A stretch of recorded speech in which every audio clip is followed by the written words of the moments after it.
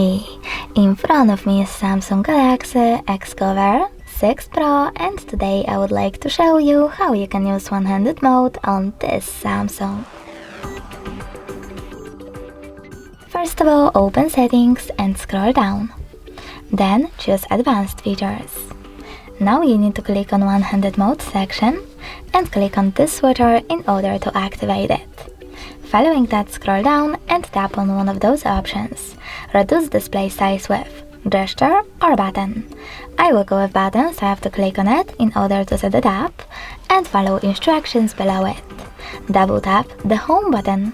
So when I do that, as you can see, one-handed mode is on. In order to rescatter your window, hold one of its corners. You need to go back, do it again, hold one of its corners and drag it. In order to change its placement, you can click on this icon or hold this one and drag it to the top or to the bottom. In order to go back to the standard size screen, you can click on home button twice again or select this black area wherever, for example here or here. If you wish to disable one-handed mode completely, select the same, no blue switcher. Thanks so much for watching. If you enjoyed this video, leave a like, comment and subscribe. Bye!